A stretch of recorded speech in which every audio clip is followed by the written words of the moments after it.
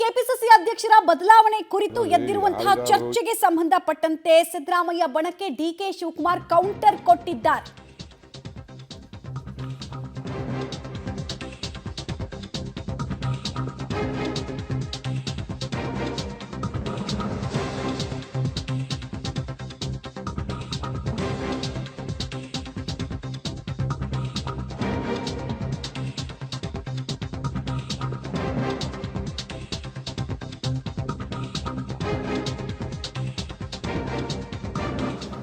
Bengaluru ಏರ್ಪೋರ್ಟ್ನಲ್ಲಿ DCM DK Shivakumar ಅವರು ಟಕ್ಕರ್ ಕೊಟ್ಟಿರುವಂತಹ ಪರಿ ಇದು. ಪದೇ ಪದೇ ಕಾಂಗ್ರೆಸ್ನಲ್ಲಿ ಕೆಪಿಸಿಸಿ ಅಧ್ಯಕ್ಷರ ಬದಲಾವಣೆ ಕೂಗು ಎದ್ದಿದೆಯಲ್ಲ, ಈ ವಿಚಾರಕ್ಕೆ ಸಂಬಂಧಪಟ್ಟಂತೆ ಯಾರ್ಯಾರು ಆಗ್ರಹಿಸ್ತಾ ಇದ್ದಾರೆ ಅವರಿಗೆಲ್ಲ ಸೇರಿಸಿ ಸ್ಥಾನಮಾನ ಅಂಗಡಿಯಲ್ಲಿ ಸಿಗುತ್ತಾ ಅಂತ ಪ್ರಶ್ನೆಯನ್ನು ಕೇಳಿದ್ದಾರೆ. ಮತ್ತು ಸತೀಶ್ ಜಾರಕಿಹೊಳಿ ಸ್ಟೇಟ್ಮೆಂಟ್ಗೆ ಅವರ ವಿಚಾರವನ್ನು ಅವ್ರ ಹತ್ರ ಮಾತ್ರ ನೀವು ಕೇಳಬೇಕು ಅಂತ ರಿಯಾಕ್ಷನ್ ಕೊಟ್ಟಿದ್ದಾರೆ.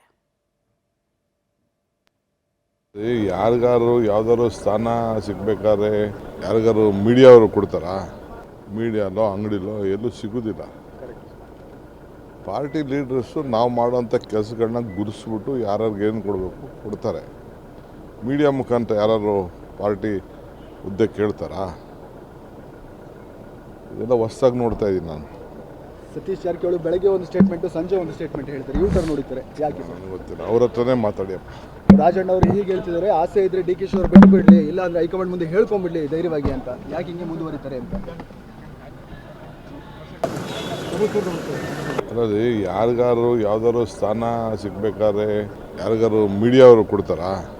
ಮೀಡಿಯಾಲೋ ಅಂಗಡಿಲೋ ಎಲ್ಲೂ ಸಿಗೋದಿಲ್ಲ. ಪಾರ್ಟಿ ಲೀಡರ್ಸು ನಾವು ಮಾಡೋಂಥ ಕೆಲಸಗಳನ್ನ ಗುರುಸ್ಬಿಟ್ಟು ಯಾರ್ಯಾರಿಗೆ ಏನು ಕೊಡಬೇಕು ಕೊಡ್ತಾರೆ. ಮೀಡಿಯಾ ಮುಖಾಂತರ ಯಾರು ಪಾರ್ಟಿ ಹುದ್ದೆ ಕೇಳ್ತಾರಾ? ಇದೆಲ್ಲ ಹೊಸ್ದಾಗಿ ನೋಡ್ತಾ ಇದ್ದೀನಿ ನಾನು.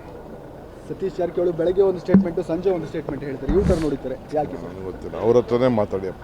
ರಾಜಣ್ಣ ಅವರು ಹೀಗೆ ಹೇಳ್ತಿದ್ದಾರೆ, ಆಸೆ ಇದ್ರೆ ಡಿ ಕೆ ಶಿ ಅವರು ಬಿಟ್ಟು ಬಿಡಲಿ, ಇಲ್ಲ ಅಂದ್ರೆ ಹೈಕಮಾಂಡ್ ಮುಂದೆ ಹೇಳ್ಕೊಂಡ್ಬಿಡ್ಲಿ ಧೈರ್ಯವಾಗಿ ಅಂತ. ಯಾಕೆ ಹಿಂಗೆ ಮುಂದುವರಿತಾರೆ ಅಂತ.